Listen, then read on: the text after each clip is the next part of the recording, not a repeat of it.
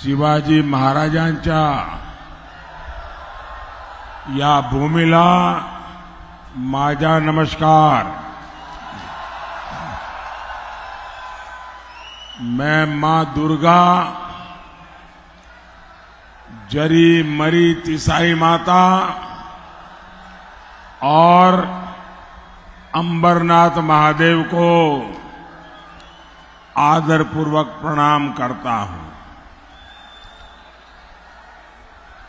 मैं पूज्य बाला साहब ठाकरे और धर्मवीर श्री आनंद दीघे जी को श्रद्धांजलि अर्पित करता हूं।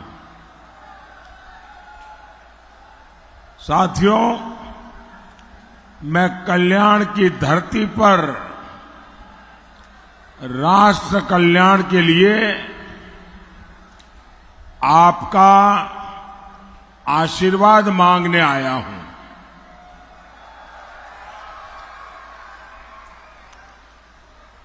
राष्ट्र का कल्याण, गरीब का कल्याण,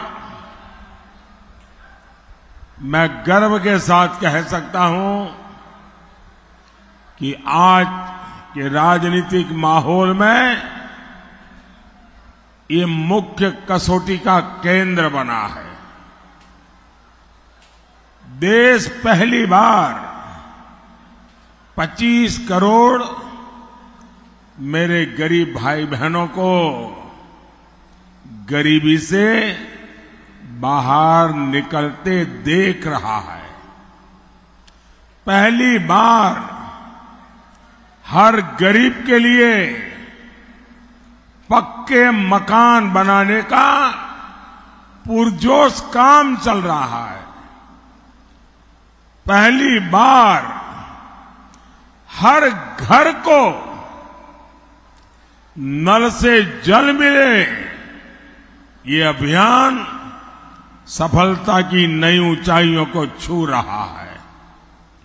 पहली बार गरीब के पास बीमारी में मुफ्त इलाज के लिए गारंटी कार्ड है और गरीब के बेटे की सरकार ने गरीब को सबसे बड़ी प्राथमिकता दी है। साथियों, मुझे इसके बाद मुंबई के कार्यक्रम में पहुंचना है। माननीय मुख्यमंत्री जी भी वहां रहना चाहते हैं और इसलिए उनको बीच में से निकलना होगा ताकि वो वहां पहुंच पाए। तो मैं शिंदे जी को प्रार्थना करता हूं, आप निकलिए, मैं यहां संभाल लूंगा।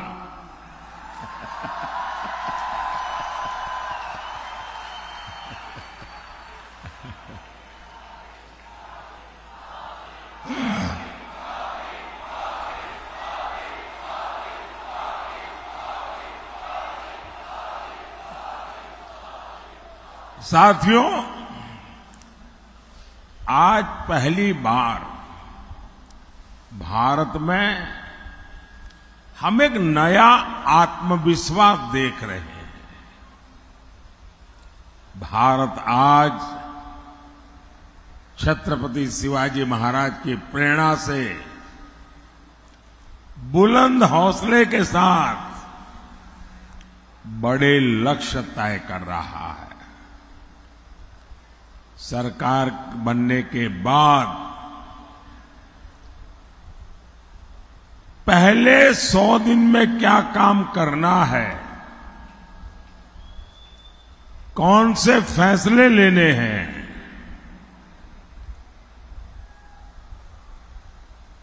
इस पर लगातार काम किया है। ऐसा नहीं कि अब सरकार बन गई, चलो मालाएं पहनते घूमते फिरेंगे। आज जितनी मेहनत करता हूं उतनी ही मेहनत 4 जून के बाद भी जारी रहेगी।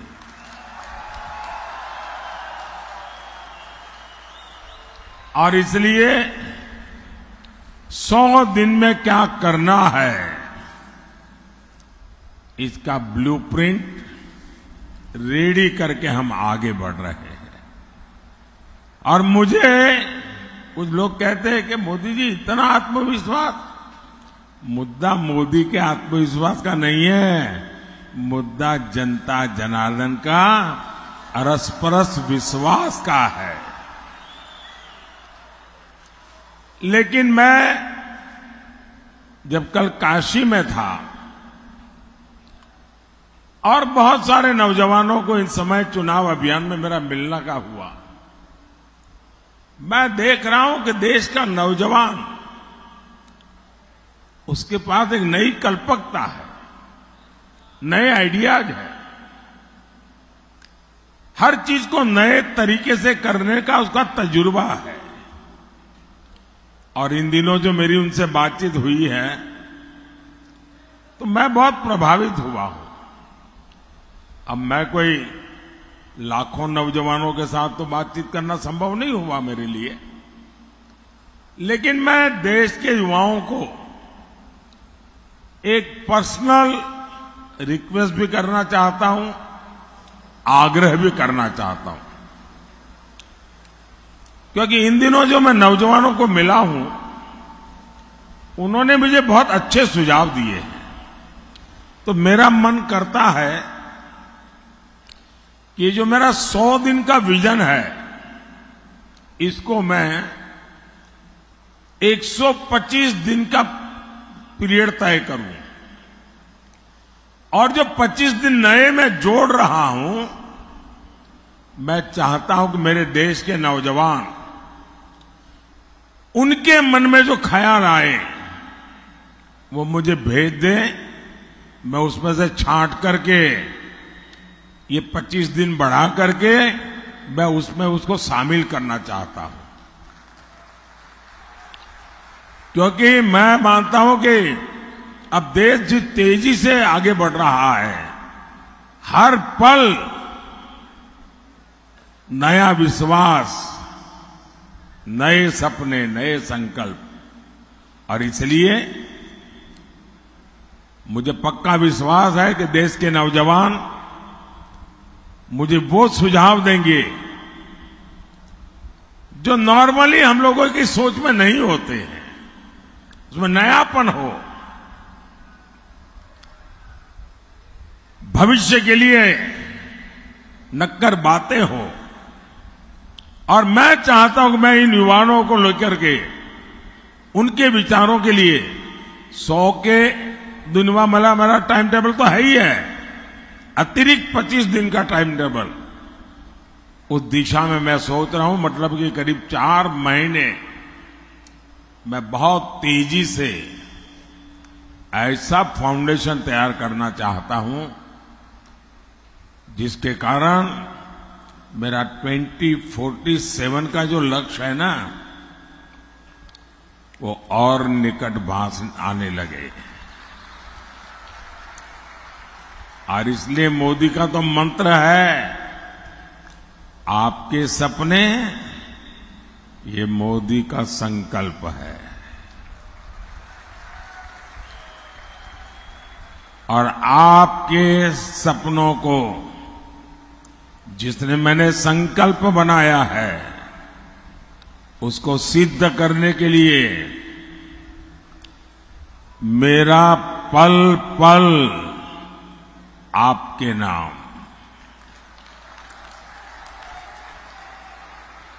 मेरा पल पल देश के नाम। और इसलिए मैं कहता हूं 24/7 फॉर 2047।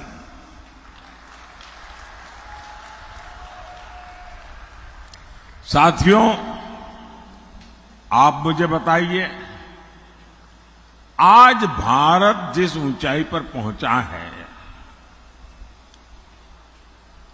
10 साल में दुनिया में, देश में, देश के हर कोने में, हर क्षेत्र में जो एक नई ऊर्जा, नया उमंग, नया विश्वास और नई गति आई है,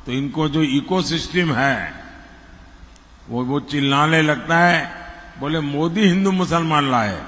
अरे मोदी तो ये जो हिंदू मुसलमान के नाम पर देश को तोड़ने वाले लोग हैं ना, उनका कच्चा चिट्ठा खोल रहा है।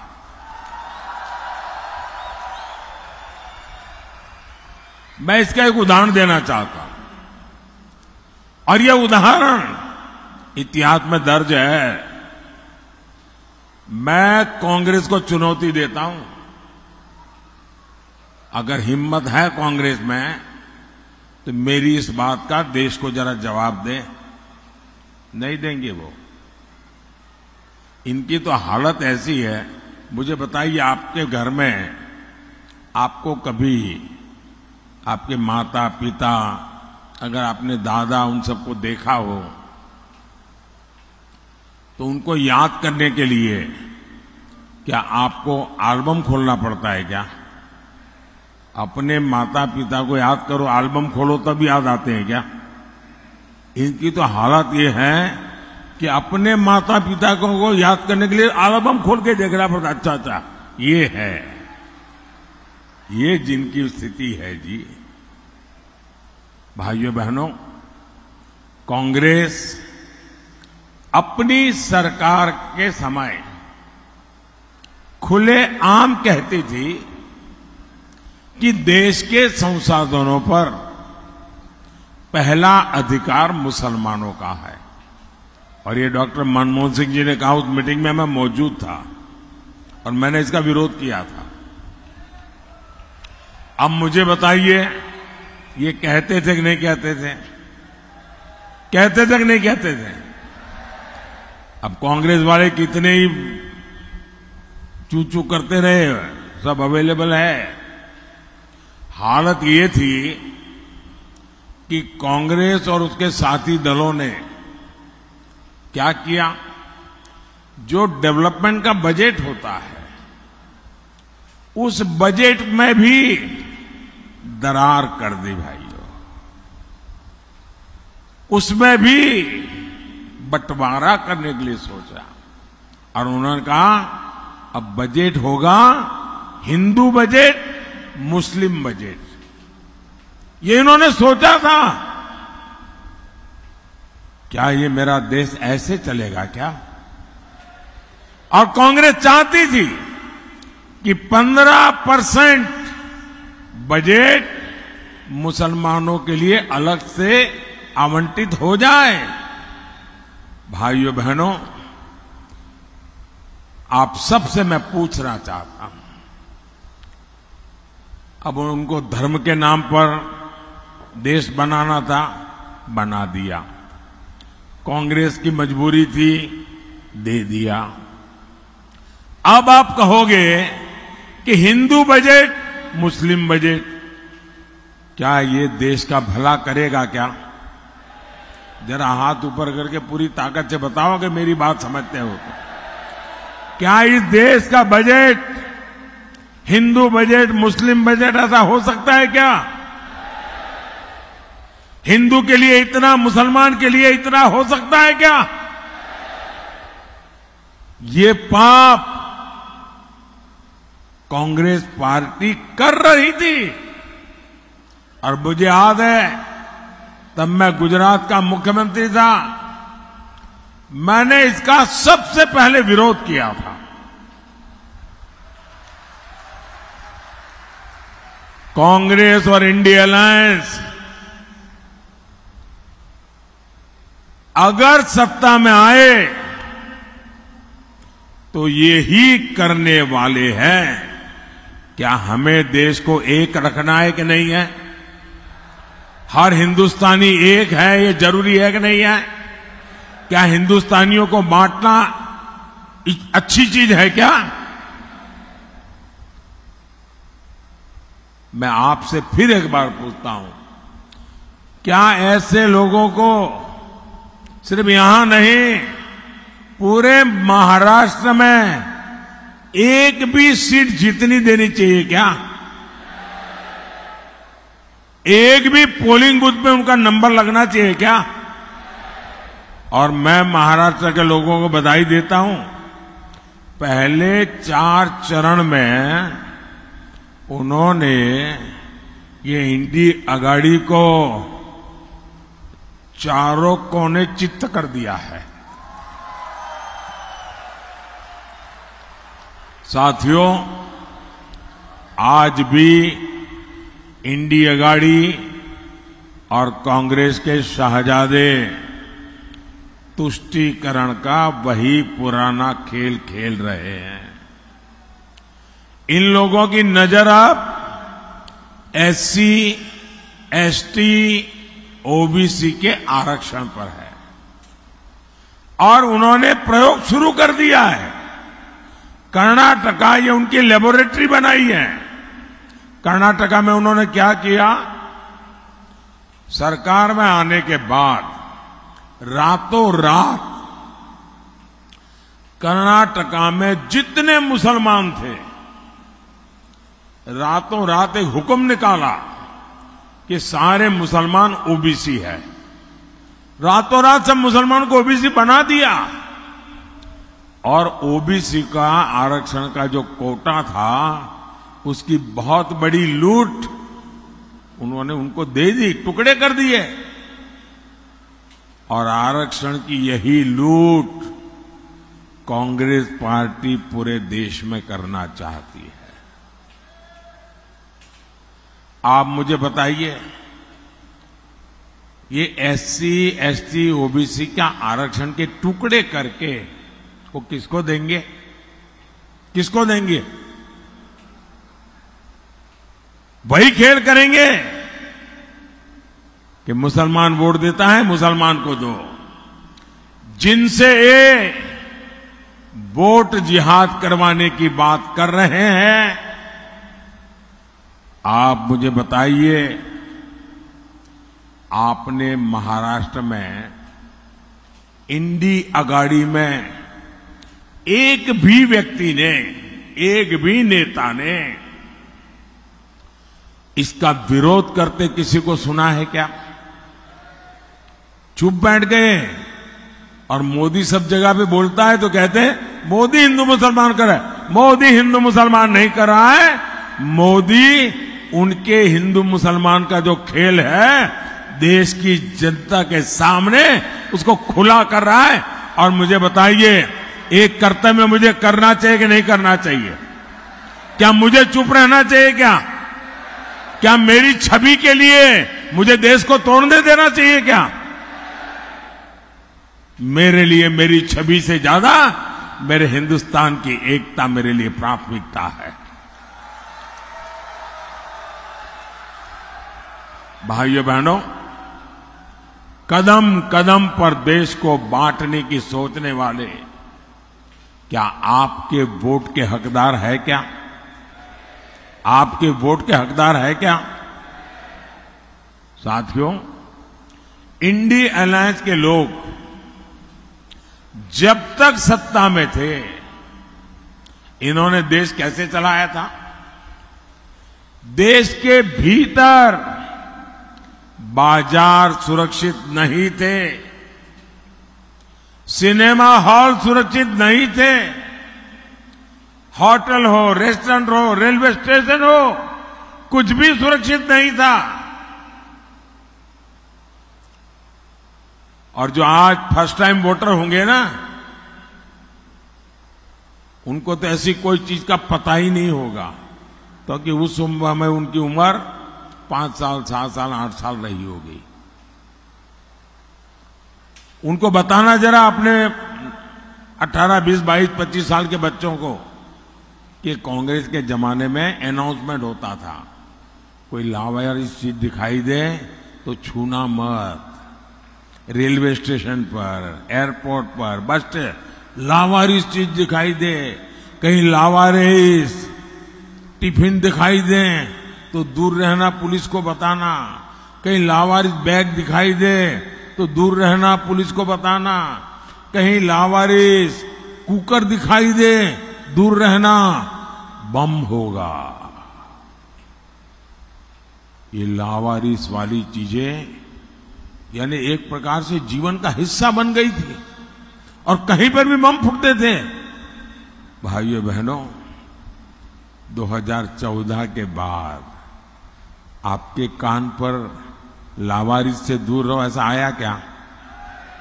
एक खेल करने वाले लावारिस हो गए कि नहीं हो गए? साथियों, 10 साल पहले आए दिन बम धमाके होते थे कि नहीं होते थे?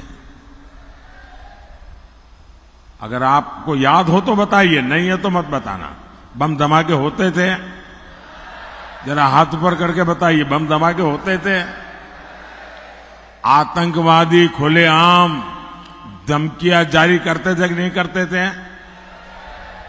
सीमाओं पर गोलीबारी, राज्यों में नक्सली हमले, ये रोज की बात थी कि नहीं थी?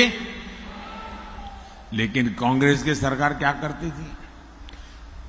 वो पाकिस्तान से गुहार लगाती थी और कांग्रेस अमन के कबूतर उड़ाकर फोटो निकलवाती थी जी। अमन के कबूतर उड़ाए जाते थे, मोमबत्तियां जलाई जाती थी, मोमबत्तियां। और क्या कहते हैं? प्लीज प्लीज हम पर आतंकी हमला मत करो, यही बोलते रहते थे। अरे वीर भारत भूमि की साख पर कांग्रेस ने बहुत चोट पहुंचाई थी। और जब से आपने मोदी को सेवा का मौका दिया, तब से क्या हुआ? Surgical strike, air strike. अब पाकिस्तान ने एटम बम की धमकी देना बंद कर दिया है। लेकिन साथियों, आपको एक और बात नोट करनी चाहिए। भारत को धमकी देने का काम पाकिस्तान की तो नहीं हिम्मत, लेकिन कांग्रेस वाले वो फाइल लेके घूम रहे हैं। कांग्रेस वाले कह रहे हैं, कांग्रेस नेता कह रहे हैं कि पाकिस्तान का सम्मान करो, उनसे सर झुका के बात करो। क्यों? उनके पास एटम बम है, एटम बम। अरे उनके पास रख रखाव के पैसे नहीं यार।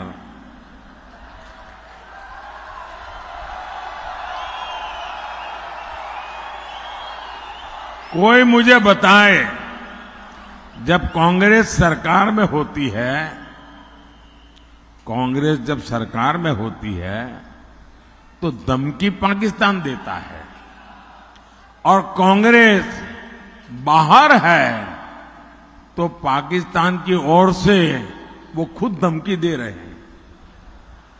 पाकिस्तान अपनी संसद के भीतर स्वीकार करता है कि उसने आतंकी हमले करवाए, लेकिन यहां कांग्रेस और इंडिया गाड़ी के लोग उसे क्लीन चिट देते हैं।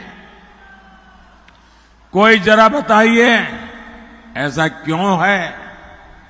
इंडिया गाड़ी वाले पाकिस्तान की तरफ से बैटिंग क्यों कर रहे हैं? भाइयों और बहनों, कांग्रेस की मानसिकता तो हमेशा तुष्टीकरण वाली रही है, लेकिन बाला साहब की बात करने वाले भी कांग्रेस का कुर्ता पकड़ करके खड़े रहे हैं। कांग्रेस अलगाववादियों, आतंकवादियों का समर्थन करती है। नकली शिवसेना उसके साथ खड़ी है। कांग्रेस के लोग छत्रपति शिवाजी महाराज का अपमान करते हैं। आपने देखा है ना, कांग्रेस के शाहजादे ने मंच पर कैसे छत्रपति शिवाजी महाराज का तिरस्कार किया था।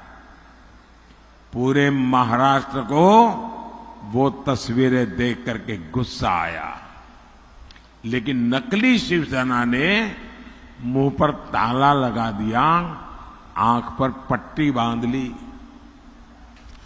कांग्रेस के शहजादे महाराष्ट्र की धरती पर वीर सावरकर का भी अपमान करते हैं, लेकिन नकली शिवसेना की हिम्मत नहीं पड़ती कि उन्हें ललकारे। और मैं चुनौती देता हूं, ये इंडिया गाड़ी वाले यहां बैठे हैं ना, वो शाहजादे के मुंह से 5 वाक्य वीर सावरकर के पक्ष में बुलवा करके दे दे। करो भाई, मेरी चुनौती उनको। ये इंडी गाड़ी के बड़े बड़े नेता ने, हाँ, उन्होंने चुनाव जीतने के लिए उसको कह दिया कि भाई तुम वीर सावरकर बोलना बंद करो। तब से उसने बोलना बंद किया। क्यों? कि चुनाव का डर था। लेकिन हिम्मत है तो वीर सावरकर की महानता के 5 वाक्य इस शाहजादे से बुलवाइए। मेरी इन नकली शिवसेना से चुनौती है, ये नकली एनसीपी से ये चुनौती है। क्या वीर सावरकर के लिए 2 अच्छे शब्द बोल नहीं सकते आप? इंडिया गाड़ी की सरकार में याकूब मेमन की कब्र संवारी जाती है और इंडिया गाड़ी में राम मंदिर के निमंत्रण को ठुकरा दिया जाता है। राम मंदिर के लिए आए दिन अपमानजनक भाषा बोली जाती है। मैं जरा महाराष्ट्र के लोगों से पूछना चाहता हूं, क्या आपको ये स्वीकार है? आपको ऐसे पाप स्वीकार है? क्या आप इंडिया गाड़ी वालों को इस बार इस चुनाव में सजा देंगे कि नहीं देंगे? ऐसी सजा दीजिए, ऐसी सजा दीजिए कि ऐसा पाप करने की हिम्मत न रहे। साथियों, और अभी शिंदे जी बता के गए कि 93 के बम ब्लास्ट के गुनहगार नकली शिवसेना के लिए प्रचार कर रहे हैं। बताओ, इससे बड़ा दुर्भाग्य क्या होगा? साथियों, 20 मई को आपको सशक्त और विकसित भारत के लिए वोट देना है। 20 मई को आपको तुष्टीकरण के खिलाफ वोट देना है।